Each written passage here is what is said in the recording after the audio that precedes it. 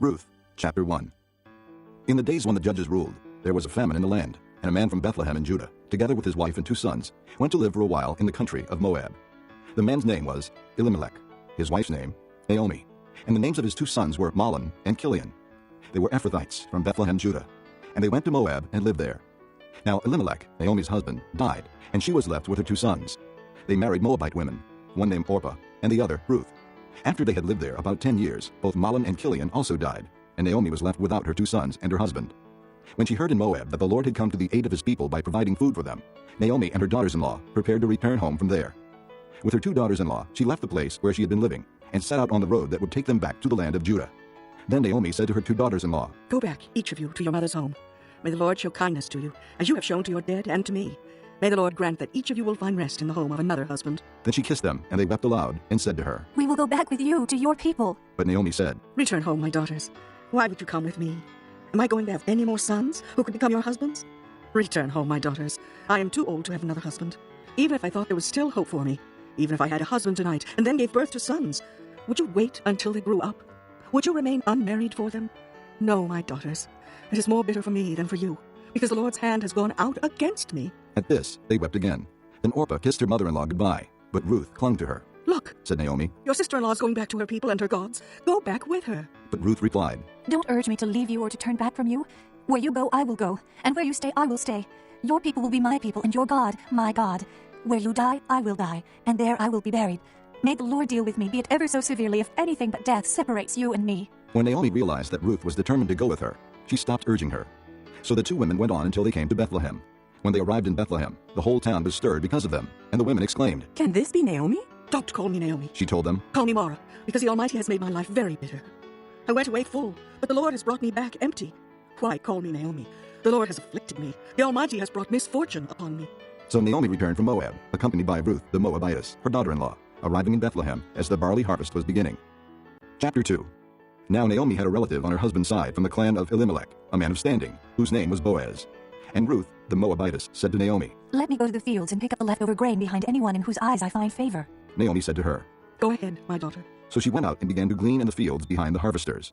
As it turned out, she found herself working in a field belonging to Boaz, who was from the clan of Elimelech. Just then Boaz arrived from Bethlehem and greeted the harvesters. "The Lord be with you." "The Lord bless you." They called back. Boaz asked the foreman of his harvesters. "Whose young woman is that?" The foreman replied, "She is the Moabitess, who came back from Moab with Naomi. She said, 'Please let me glean and gather among the sheaves behind the harvesters.' She went into the field and has worked steadily from morning till now, except for a short rest in the shelter." So Boaz said to Ruth, "My daughter, listen to me. Don't go and glean in another field, and don't go away from here. Stay here with my servant girls. Watch the field where the men are harvesting, and follow along after the girls. I've told the men not to touch you. And whenever you are thirsty, go and get a drink from the water jars the men have filled." At this, she bowed down with her face to the ground. She exclaimed, "Why have I found such favor in your eyes that you notice me, a foreigner?" Boaz replied, "I've been told all about what you have done for your mother-in-law since the death of your husband. How you left your father and mother and your homeland and came to live with a people you did not know before. May the Lord repay you for what you have done. May you be richly rewarded by the Lord, the God of Israel, under whose wings you have come to take refuge." "May I continue to find favor in your eyes, my lord," she said. "You have given me comfort and have spoken kindly to your servant, though I do not have the standing of one of your servant girls." At mealtime, Boaz said to her, "Come over here. Have some bread, and dip it in the wine vinegar." When she sat down with the harvesters, he offered her some roasted grain. She ate all she wanted and had some left over. As she got up to glean, Boaz gave orders to his men. "Even if she gathers among the sheaves, don't embarrass her. Rather, pull out some stalks for her from the bundles and leave them for her to pick up, and don't rebuke her." So Ruth gleaned in the field until evening. Then she threshed the barley she had gathered, and it amounted to about an ephah. She carried it back to town, and her mother-in-law saw how much she had gathered. Ruth also brought out and gave her what she had left over after she had eaten enough. Her mother-in-law asked her, "Where did you glean today? Where did you work? Blessed be the man who took notice of you." Then Ruth told her mother-in-law about the one at whose place she had been working. "The name of the man I worked with today is Boaz," she said. "The Lord bless him." Naomi said to her daughter-in-law. "He has not stopped showing his kindness to the living and the dead." She added, "That man is our close relative. He is one of our kinsmen redeemers." Then Ruth the Moabitess said, "He even said to me, 'Stay with my workers until they finish harvesting all my grain.'" Naomi said to Ruth, her daughter-in-law, "It will be good for you, my daughter, to go with his girls, because in someone else's field you might be harmed." So Ruth stayed close to the servant girls of Boaz to glean until the barley and wheat harvests were finished, and she lived with her mother-in-law. Chapter 3. One day, Naomi, her mother-in-law, said to her, "My daughter, should I not try to find a home for you, where you will be well provided for? Is not Boaz, with whose servant girls you have been, a kinsman of ours? Tonight he will be winnowing barley on the threshing floor. Wash and perfume yourself, and put on your best clothes. Then go down to the threshing floor, but don't let him know you are there until he has finished eating and drinking. When he lies down, note the place where he's lying. Then go and uncover his feet and lie down. He will tell you what to do." I will do whatever you say. Ruth answered. So she went down to the threshing floor and did everything her mother-in-law told her to do. When Boaz had finished eating and drinking and was in good spirits, he went over to lie down at the far end of the grain pile. Ruth approached quietly, uncovered his feet, and lay down. In the middle of the night, something startled the man, and he turned and discovered a woman lying at his feet. "Who are you?" He asked. I am your servant, Ruth. She said. Spread the corner of your garment over me, since you are a kinsman redeemer. "The Lord bless you, my daughter. He replied. This kindness is greater than that which you showed earlier. You have not run after the younger men, whether rich or poor. And now, my daughter, don't be afraid. I will do for you all you ask. All my fellow townsmen know that you are a woman of noble character. Although it is true that I am near of kin, there is a kinsman redeemer nearer than I. Stay here for the night, and in the morning if he wants to redeem, good, let him redeem. But if he is not willing, as surely as the Lord lives, I will do it. Lie here until morning." So she lay at his feet until morning, but got up before anyone could be recognized. And he said. "Don't let it be known that a woman came to the threshing floor. He also said. Bring me the shawl you are wearing and hold it out." When she did so, he poured into it 6 measures of barley and put it on her. Then he went back to town. When Ruth came to her mother-in-law, Naomi asked. "How did it go, my daughter?" Then she told her everything Boaz had done for her, and added. He gave me these 6 measures of barley, saying, "Don't go back to your mother-in-law empty-handed." Then Naomi said. "Wait, my daughter, until you find out what happens, for the man will not rest until the matter is settled today." Chapter 4. Meanwhile, Boaz went up to the town gate and sat there. When the kinsman redeemer he had mentioned came along, Boaz said. "Come over here, my friend, and sit down." So he went over and sat down. Boaz took 10 of the elders of the town and said. "Sit here." And they did so. Then he said to the kinsman redeemer. "Naomi, who has come back from Moab, is selling the piece of land that belonged to our brother Elimelech. I thought I should bring the matter to your attention and suggest that you buy it in the presence of these seated here and in the presence of the elders of my people. If you will redeem it, do so. But if you will not, tell me, so I will know. For no one has the right to do it except you, and I am next in line." "I will redeem it," he said. Then Boaz said. "On the day you buy the land from Naomi and from Ruth the Moabitess, you acquire the dead man's widow in order to maintain the name of the dead with his property." At this, the kinsman redeemer said. "Then I cannot redeem it, because I might endanger my own estate. You redeem it yourself. I cannot do it." Now in earlier times in Israel, for the redemption and transfer of property to become final, one party took off his sandal and gave it to the other. This was the method of legalizing transactions in Israel. So the kinsman redeemer said to Boaz. "Buy it yourself." And he removed his sandal. Then Boaz announced to the elders and all the people. "Today you are witnesses that I have bought from Naomi all the property of Elimelech, Kilian, and Mahlon. I have also acquired Ruth the Moabitess, Mahlon's widow, as my wife, in order to maintain the name of the dead with his property, so that his name will not disappear from among his family or from the town records. Today you are witnesses." Then the elders and all those at the gate said. "We are witnesses. May the Lord make the woman who is coming into your home like Rachel and Leah, who together built up the house of Israel. May you have standing in Ephrathah and be famous in Bethlehem. Through the offspring the Lord gives you by this young woman, may your family be like that of Perez, whom Tamar bore to Judah." So Boaz took Ruth, and she became his wife. Then he went to her, and the Lord enabled her to conceive, and she gave birth to a son. The women said to Naomi. "Praise be to the Lord, who this day has not left you without a kinsman redeemer. May he become famous throughout Israel. He will renew your life and sustain you in your old age. For your daughter-in-law, who loves you and who is better to you than 7 sons, has given him birth." Then Naomi took the child, laid him in her lap, and cared for him. The women living there said. "Naomi has a son." And they named him Obed. He was the father of Jesse, the father of David. This, then, is the family line of Perez. Perez was the father of Hezron. Hezron the father of Ram. Ram the father of Amminadab. Amminadab the father of Nahshon. Nahshon the father of Salmon. Salmon the father of Boaz. Boaz the father of Obed. Obed the father of Jesse. And Jesse the father of David. 1 Samuel, chapter 1. There was a certain man from Ramathaim, a Zuphite from the hill country of Ephraim, whose name was Elkanah, son of Jeroham, the son of Elihu, the son of Tohu, the son of Zuph, an Ephraimite. He had 2 wives. One was called Hannah, and the other Peninnah. Peninnah had children, but Hannah had none. Year after year this man went up from his town to worship and sacrifice to the Lord Almighty at Shiloh, where Hophni and Phinehas, the 2 sons of Eli, were priests of the Lord. Whenever the day came for Elkanah to sacrifice, he would give portions of the meat to his wife Peninnah, and to all her sons and daughters. But to Hannah he gave a double portion, because he loved her, and the Lord had closed her womb. And because the Lord had closed her womb, her rival kept provoking her in order to irritate her. This went on year after year. Whenever Hannah went up to the house of the Lord, her rival provoked her till she wept and would not eat. Elkanah, her husband, would say to her, "Hannah, why are you weeping? Why don't you eat? Why are you downhearted? Don't I mean more to you than 10 sons? Once when they had finished eating and drinking in Shiloh, Hannah stood up. Now Eli the priest was sitting on a chair by the doorpost of the Lord's temple. In bitterness of soul, Hannah wept much and prayed to the Lord. And she made a vow, saying, O Lord Almighty, if you will only look upon your servant's misery and remember me, and not forget your servant, but give her a son, then I will give him to the Lord for all the days of his life, and no razor will ever be used on his head. As she kept on praying to the Lord, Eli observed her mouth. Hannah was praying in her heart, and her lips were moving, but her voice was not heard. Eli thought she was drunk, and said to her, How long will you keep on getting drunk? Get rid of your wine. Not so, my lord. Hannah replied. I am a woman who is deeply troubled. I have not been drinking wine or beer. I was pouring out my soul to the Lord. Do not take your servant for a wicked woman. I have been praying here out of my great anguish and grief. Eli answered. Go in peace, and may the God of Israel grant you what you have asked of him. She said. May your servant find favor in your eyes. Then she went her way and ate something, and her face was no longer downcast. Early the next morning they arose and worshipped before the Lord, and then went back to their home at Ramah. Elkanah lay with Hannah his wife, and the Lord remembered her. So in the course of time Hannah conceived and gave birth to a son. She named him Samuel, saying, Because I asked the Lord for him. When the man Elkanah went up with all his family to offer the annual sacrifice to the Lord and to fulfill his vow, Hannah did not go. She said to her husband, After the boy is weaned, I will take him and present him before the Lord, and he will live there always.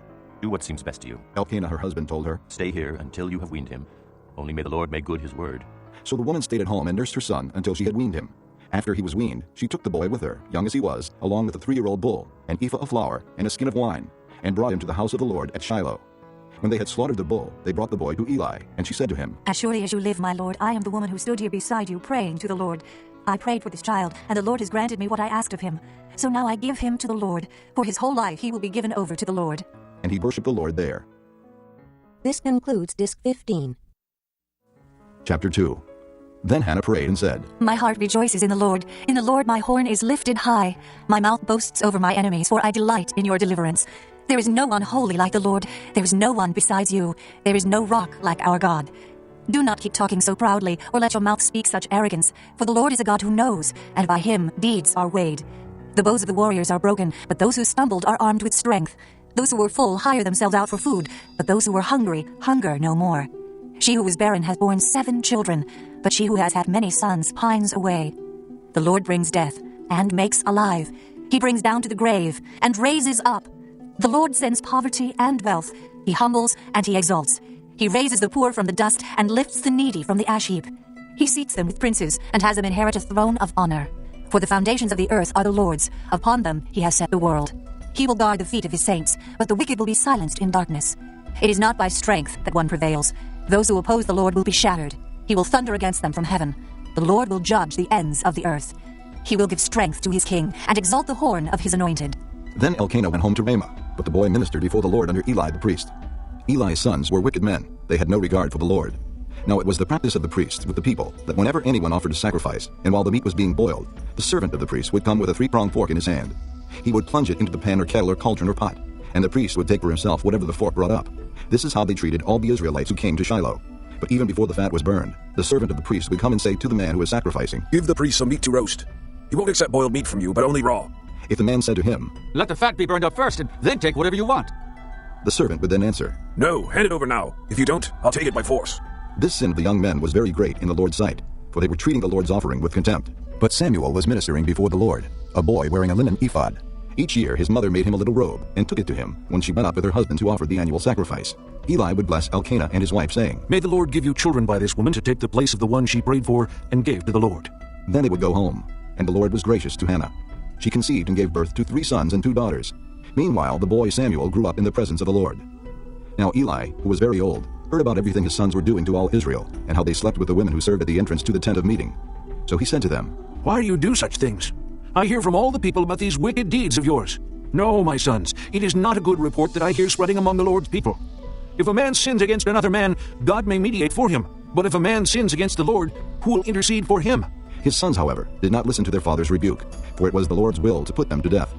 And the boy Samuel continued to grow in stature and in favor with the Lord and with men. Now a man of God came to Eli and said to him, This is what the Lord says. Did I not clearly reveal myself to your father's house when they were in Egypt under Pharaoh? I chose your father out of all the tribes of Israel to be my priest, to go up to my altar, to burn incense, and to wear an ephod in my presence. I also gave your father's house all the offerings made with fire by the Israelites. Why do you scorn my sacrifice and offering that I prescribed for my dwelling? Why do you honor your sons more than me by fattening yourselves on the choice parts of every offering made by my people Israel? Therefore the Lord, the God of Israel, declares, I promised that your house and your father's house would minister before me forever. But now the Lord declares, Far be it from me. Those who honor me I will honor, but those who despise me will be disdained. The time is coming when I will cut short your strength and the strength of your father's house, so that there will not be an old man in your family line, and you will see distress in my dwelling. Although good will be done to Israel, in your family line there will never be an old man. Every one of you that I do not cut off from my altar will be spared only to blind your eyes with tears and to grieve your heart, and all your descendants will die in the prime of life. And what happens to your 2 sons, Hophni and Phinehas, will be a sign to you. They will both die on the same day. I will raise up for myself a faithful priest, who will do according to what is in my heart and mind. I will firmly establish his house, and he will minister before my anointed one always. Then everyone left in your family line will come and bow down before him for a piece of silver and a crust of bread, and plead, appoint me to some priestly office so I can have food to eat. Chapter 3. The boy Samuel ministered before the Lord under Eli. In those days the word of the Lord was rare. There were not many visions. One night Eli, whose eyes were becoming so weak that he could barely see, was lying down in his usual place. The lamp of God had not yet gone out, and Samuel was lying down in the temple of the Lord, where the ark of God was. Then the Lord called Samuel. Samuel answered, "Here I am." And he ran to Eli and said, "Here I am. You called me." But Eli said, I did not call. Go back and lie down. So he went and lay down. Again the Lord called, Samuel. And Samuel got up and went to Eli and said, "Here I am. You called me." My son, Eli said, I did not call. Go back and lie down. Now Samuel did not yet know the Lord. The word of the Lord had not yet been revealed to him. The Lord called Samuel a third time, and Samuel got up and went to Eli and said, "Here I am. You called me." Then Eli realized that the Lord was calling the boy. So Eli told Samuel. Go and lie down, and if he calls you, say, Speak, Lord, for your servant is listening. So Samuel went and lay down in his place. The Lord came and stood there, calling as at the other times. Samuel, Samuel. Then Samuel said, "Speak, for your servant is listening." And the Lord said to Samuel, See, I am about to do something in Israel that will make the ears of everyone who hears of it tingle. At that time, I will carry out against Eli everything I spoke against his family, from beginning to end. For I told him that I would judge his family forever because of the sin he knew about. His sons made themselves contemptible, and he failed to restrain them. Therefore, I swore to the house of Eli, the guilt of Eli's house will never be atoned for by sacrifice or offering. Samuel lay down until morning, and then opened the doors of the house of the Lord. He was afraid to tell Eli the vision, but Eli called him and said, Samuel, my son. Samuel answered, "Here I am." What was it he said to you? Eli asked. Do not hide it from me. May God deal with you, be it ever so severely, if you hide from me anything he told you. So Samuel told him everything, hiding nothing from him. Then Eli said, He is the Lord. Let him do what is good in his eyes. The Lord was with Samuel as he grew up, and he let none of his words fall to the ground. And all Israel from Dan to Beersheba recognized that Samuel was attested as a prophet of the Lord. The Lord continued to appear at Shiloh, and there he revealed himself to Samuel through his word. Chapter 4. And Samuel's word came to all Israel. Now the Israelites went out to fight against the Philistines. The Israelites camped at Ebenezer, and the Philistines at Aphek.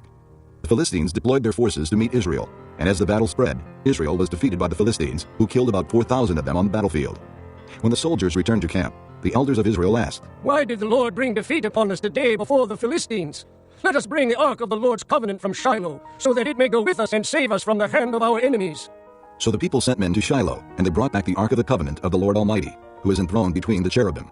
And Eli's 2 sons, Hophni and Phinehas, were there with the ark of the covenant of God. When the ark of the Lord's covenant came into the camp, all Israel raised such a great shout that the ground shook.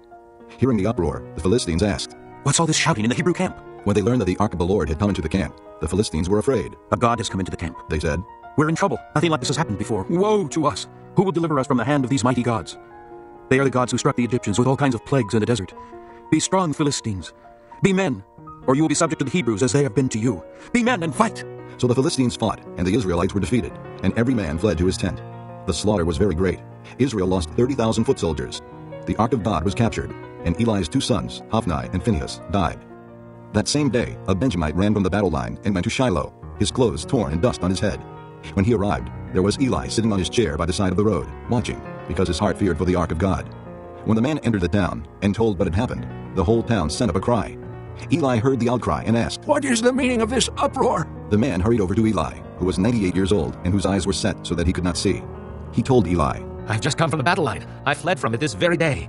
Eli asked, What happened, my son? The man who brought the news replied, Israel fled before the Philistines, and the army has suffered heavy losses. Also, your 2 sons, Hophni and Phinehas, are dead, and the ark of God has been captured.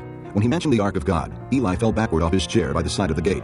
His neck was broken and he died, for he was an old man and heavy. He had led Israel 40 years. His daughter-in-law, the wife of Phinehas, was pregnant and near the time of delivery. When she heard the news that the ark of God had been captured and that her father-in-law and her husband were dead, she went into labor and gave birth, but was overcome by her labor pains.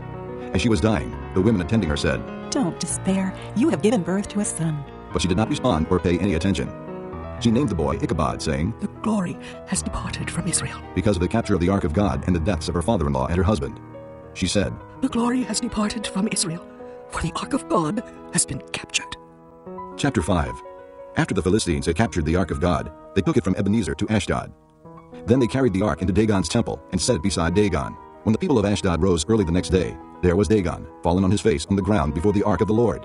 They took Dagon and put him back in his place. But the following morning when they rose, there was Dagon, fallen on his face on the ground before the ark of the Lord. His head and hands had been broken off and were lying on the threshold. Only his body remained. That is why to this day neither the priest of Dagon nor any others who enter Dagon's temple at Ashdod step on the threshold. The Lord's hand was heavy upon the people of Ashdod and its vicinity. He brought devastation upon them and afflicted them with tumors. When the men of Ashdod saw what was happening, they said, "The ark of the God of Israel must not stay here with us, because his hand is heavy upon us, and upon Dagon our God." So they called together all the rulers of the Philistines and asked them, "What shall we do with the ark of the God of Israel?" They answered, "Have the ark of the God of Israel moved to Gath." So they moved the ark of the God of Israel. But after they had moved it, the Lord's hand was against that city, throwing it into a great panic. He afflicted the people of the city, both young and old, with an outbreak of tumors. So they sent the ark of God to Ekron. As the ark of God was entering Ekron, the people of Ekron cried out, "They have brought the ark of the God of Israel around to us to kill us and our people." So they called together all the rulers of the Philistines and said, "Send the ark of the God of Israel away. Let it go back to its own place, or it will kill us and our people." For death had filled the city with panic. God's hand was very heavy upon it. Those who did not die were afflicted with tumors. And the outcry of the city went up to heaven. Chapter 6. When the ark of the Lord had been in Philistine territory 7 months, the Philistines called for the priests and the diviners and said, "What shall we do with the ark of the Lord? Tell us how we should send it back to its place." They answered, "If you return the ark of the God of Israel, do not send it away empty, but by all means send a guilt offering to him. Then you will be healed, and you will know why his hand has not been lifted from you." The Philistines asked, "What guilt offering should we send to him?" They replied, 5 gold tumors and 5 gold rats, according to the number of the Philistine rulers, because the same plague has struck both you and your rulers. Make models of the tumors and of the rats that are destroying the country, and pay honor to Israel's God. Perhaps he will lift his hand from you and your gods and your land. Why do you harden your hearts as the Egyptians and Pharaoh did? When he treated them harshly, did they not send the Israelites out so they could go on their way? Now then, get a new cart ready, with 2 cows that have calved and have never been yoked. Hitch the cows to the cart, but take their calves away and pen them up. Take the ark of the Lord and put it on the cart, and in a chest beside it put the gold objects you are sending back to him as a guilt offering. Send it on its way, but keep watching it. If it goes up to its own territory toward Beth-Shemesh, then the Lord has brought this great disaster on us. But if it does not, then we will know that it was not his hand that struck us, and that it happened to us by chance." So they did this. They took 2 such cows and hitched them to the cart, and penned up their calves. They placed the ark of the Lord on the cart, and along with it the chests containing the gold rats and the models of the tumors. Then the cows went straight up toward Beth-Shemesh, keeping on the road and lowing all the way. They did not turn to the right or to the left. The rulers of the Philistines followed them as far as the border of Beth-Shemesh. Now the people of Beth-Shemesh were harvesting their wheat in the valley, and when they looked up and saw the ark, they rejoiced at the sight. The cart came to the field of Joshua of Beth-Shemesh, and there it stopped beside a large rock. The people chopped up the wood of the cart and sacrificed the cows as a burnt offering to the Lord. The Levites took down the ark of the Lord, together with the chest containing the gold objects, and placed them on the large rock. On that day the people of Beth-Shemesh offered burnt offerings and made sacrifices to the Lord. The 5 rulers of the Philistines saw all this, and then returned that same day to Ekron. These are the gold tumors the Philistines sent as a guilt offering to the Lord, 1 each for Ashdod, Gaza, Ashkelon, Gath, and Ekron. And the number of the gold rats was according to the number of Philistine towns belonging to the 5 rulers, the fortified towns with their country villages. The large rock, on which they set the ark of the Lord, is a witness to this day in the field of Joshua of Beth-Shemesh. But God struck down some of the men of Beth-Shemesh, putting 70 of them to death, because they had looked into the ark of the Lord. The people mourned because of the heavy blow the Lord had dealt them. And the men of Beth-Shemesh asked, "Who can stand in the presence of the Lord, this holy God? To whom will the ark go up from here?" Then they sent messengers to the people of Kiriath-Jearim, saying, "The Philistines have returned the ark of the Lord.